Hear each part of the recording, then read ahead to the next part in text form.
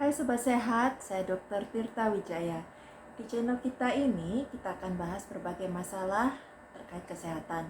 Kalau Sobat ada pertanyaan, boleh diketik di komen. Mudah-mudahan pada kesempatan berikutnya bisa kita bahas. Untuk kesempatan kali ini, kita akan bahas mengenai demam.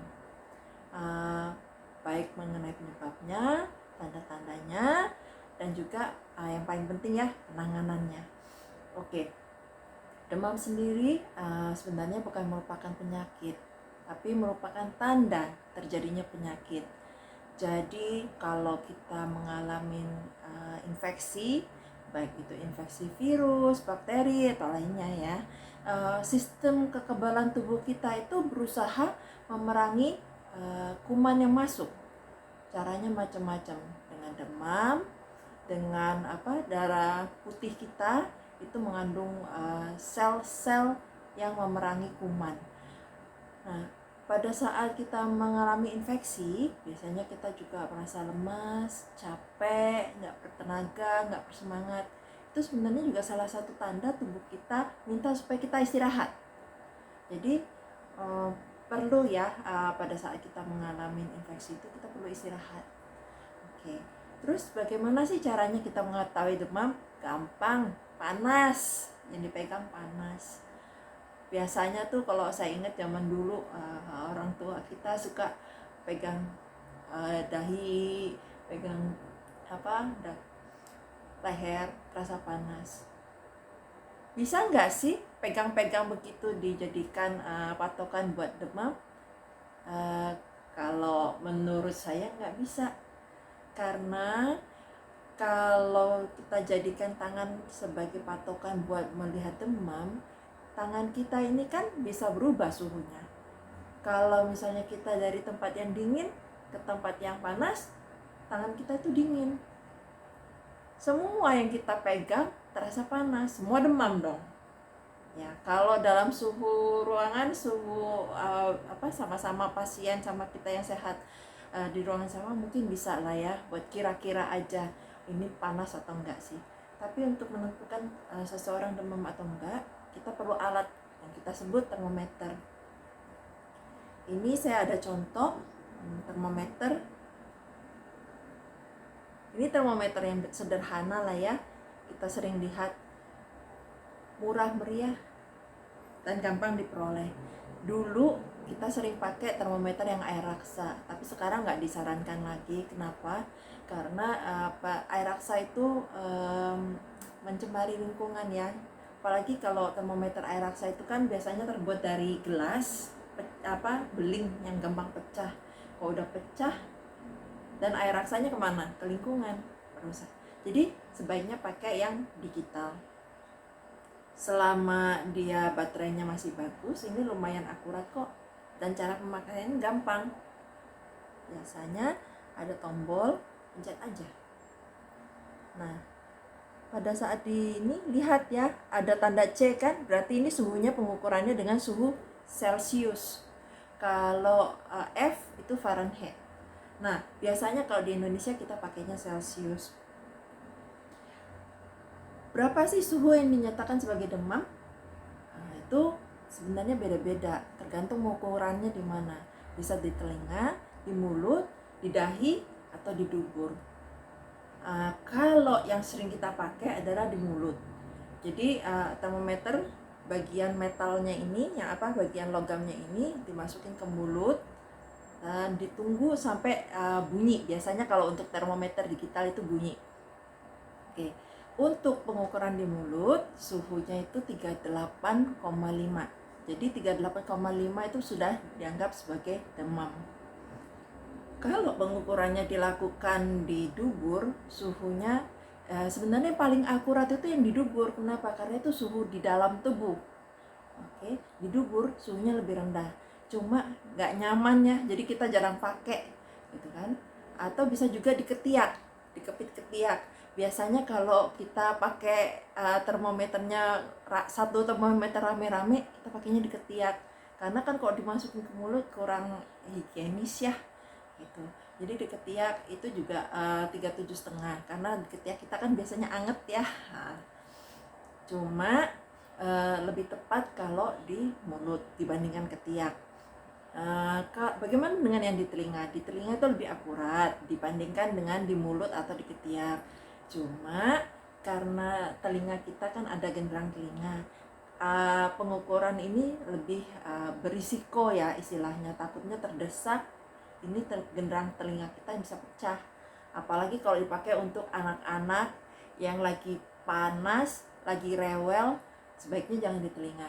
Kecuali kalau kita pakai termometer yang contactless, yang tembak gitu ya. Cuma kelemahannya kok termometer tembak itu kurang akurat sih. Yang ini lebih akurat.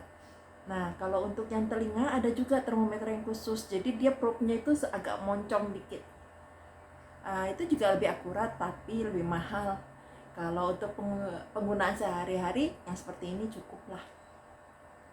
Nah, setelah kita tahu nih demam, apa yang harus kita lakukan?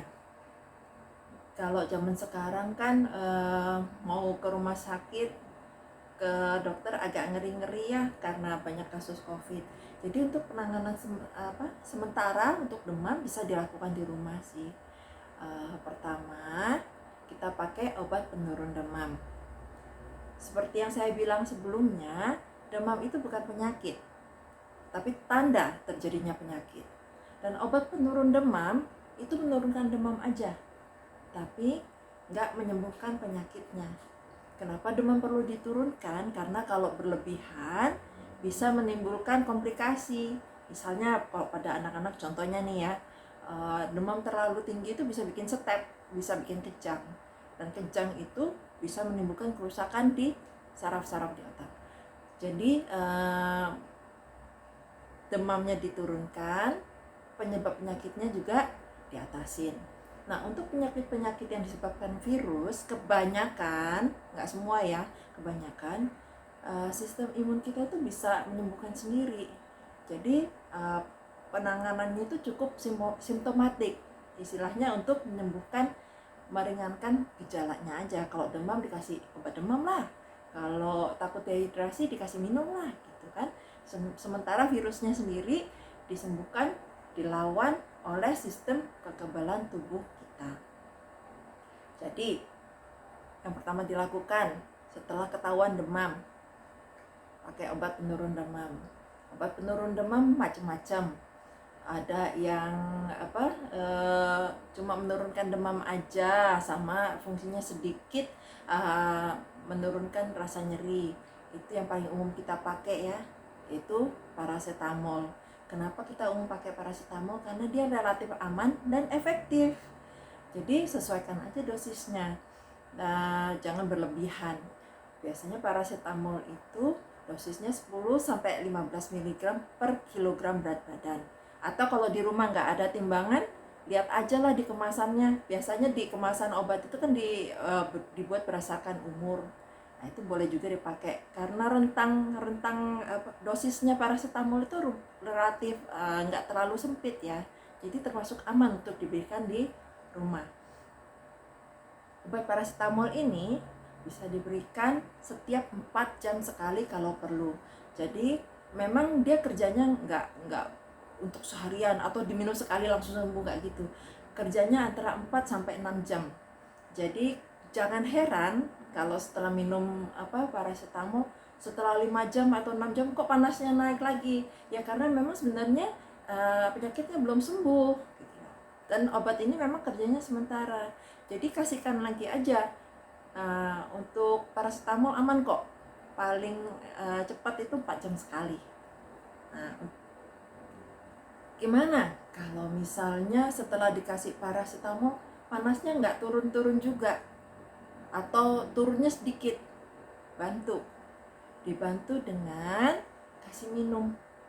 Biasanya kalau kita sedang demam, pengeluaran cairan itu lebih tinggi, air menguap kan. Nah, kita bantu minum itu selain dia membantu mencegah dehidrasi, juga membantu menurunkan suhu tubuh di dalam, ya kan? Terus kasih kompres.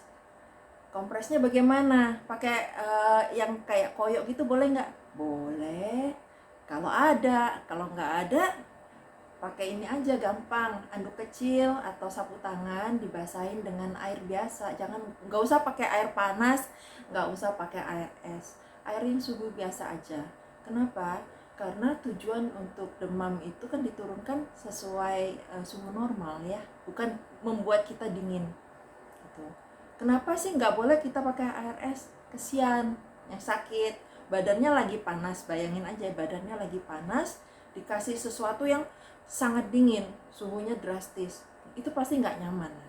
Jadi sebaiknya dipakai dengan air yang biasa. Kenapa nggak boleh pakai air panas? Bukannya nggak boleh, cuma nggak tercapai tujuannya. Tujuannya kita kompres kan supaya menurunkan suhu.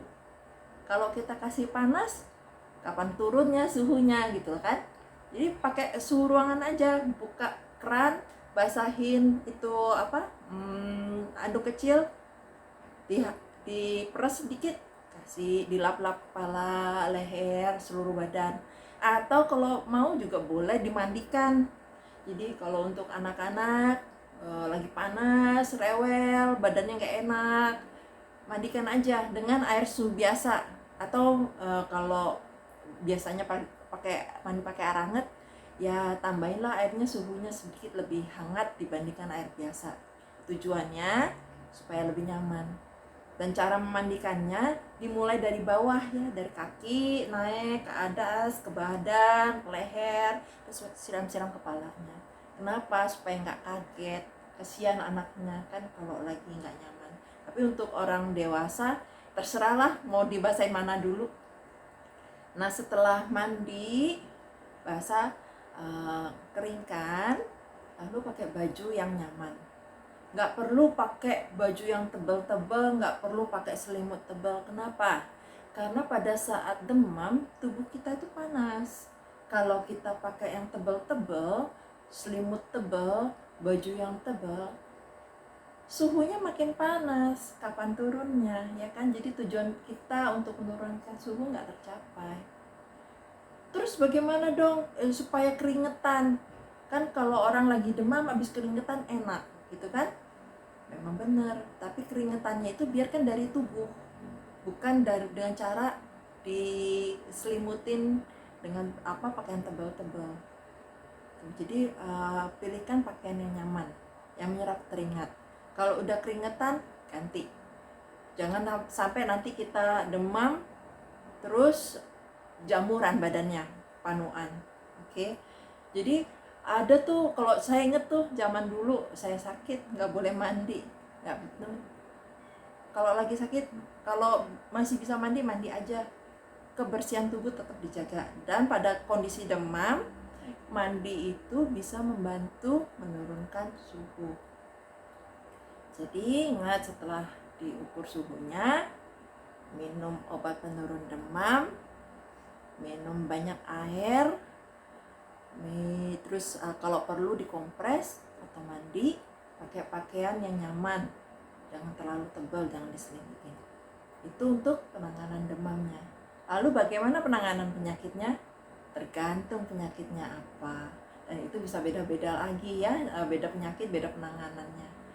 Oke, jadi untuk kesempatan kali ini sekian mengenai penanganan demam. Semoga apa yang saya sharing hari ini bermanfaat. Salam sehat selalu.